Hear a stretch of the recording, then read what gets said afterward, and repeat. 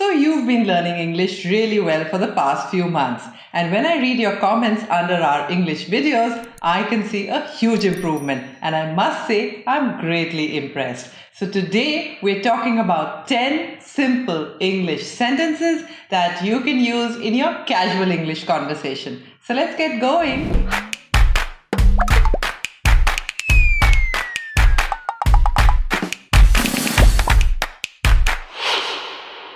So hey, this is Chetna and you're watching ChetChat. And this is my promised video to you on my mobile phone because many of you know that I had to fly to Delhi because my mom had a heart attack. But the good news is that she's getting better and you've been praying for her. And I'm making this video for you on my mobile phone because I want you to continue to learn English. So today, let's talk about the 10 simple English sentences that you can use in your daily casual conversation.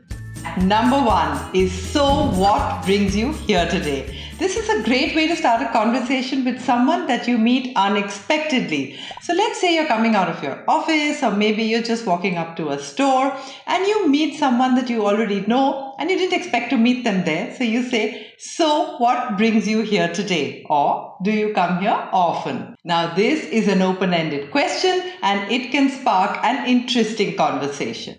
At number 2 is, you know what, that's a great idea. Complimenting someone on their ideas is such a good way to build relationships because they start feeling important and then they warm up to you and the conversation generally becomes very friendly. So what if your friend suggests to you, how about we do a video call this evening to discuss this chapter? You can always say to them, you know what, that's a great idea. So quickly put a comment for me under this video telling me how you're going to use these sentences in your daily life. At number 3 is, let's connect on Monday. Now there are many times when we want to fix up time with somebody, but we get confused between the prepositions in, on or at. So let me give you some basic rules.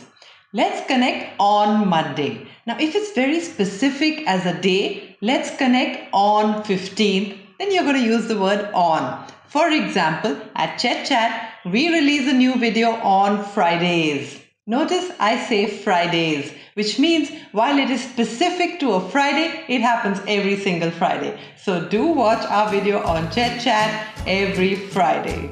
Now let's connect in July. In can be used when it's kind of general and broad-based, which means any time in the month of July.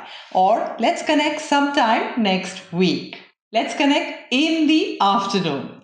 Now, let's connect at 7:30 p.m. If it's really specific and it's time related, then it's at 7:30 p.m. or at 4 p.m. So you can watch a new ChetChat video every Friday at 4 p.m. Now, before we continue with this list, I'm also going to draw your attention to some of our English videos that we have in our Learn English playlist, and I'm going to drop links for you right under this description box. So you can go back and learn some words, sentences, and even grammar. At number 4 is, I've heard a lot about you. When you meet someone that you have never met before, but maybe you have some common friends or maybe some common relatives, you can tell them, I've heard a lot about you, or I've heard so much about you.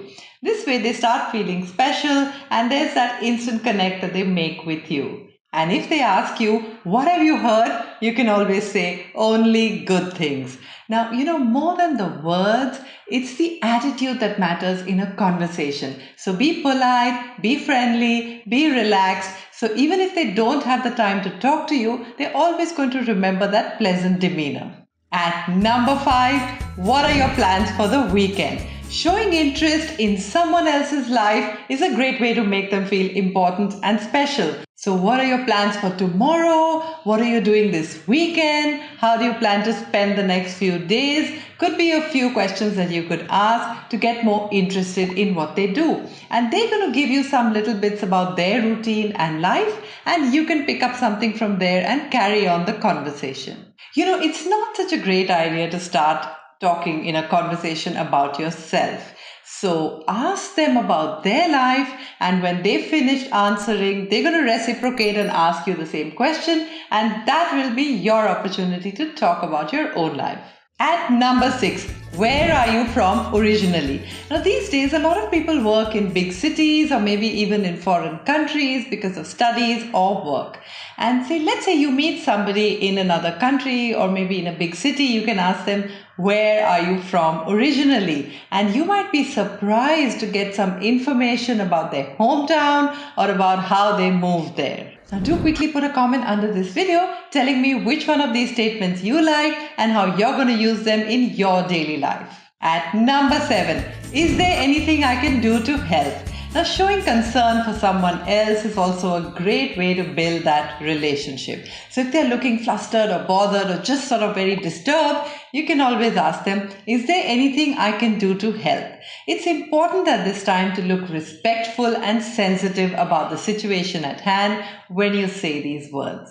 At number 8, no, but thanks for asking. Now, sometimes we just need to say no. It could be perhaps because we've got other priorities. So let's say a friend calls you up and says, hey, do you want to go to the mall with me right now? And maybe you don't want to go because you've got some work to do. Or maybe because you just don't find it safe during the COVID times to go to a mall. So you can always say to them, no, but thanks for asking. And this way, while you've refused, you've also kept it very polite and respectful.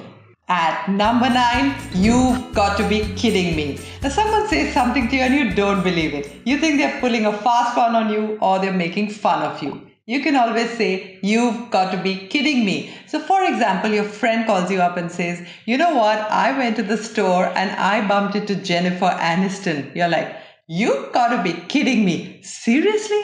Now, quickly put a comment under this video telling me how you're going to use this sentence in your daily English casual conversation. At number 10, it was lovely catching up with you. See you soon. Now, you want to end the conversation and you want that to be polite and friendly. It was lovely catching up with you. See you soon. Or, it was great talking to you. Catch you sometimes. And you know what? It was great catching up with you as well. And I'm going to see you every Friday at 4 p.m. So if you like this video, please press the subscribe button and the bell icon right next to it. And also give us a thumbs up so that way we know you want us to keep making more and more and more English videos for you. And happy watching!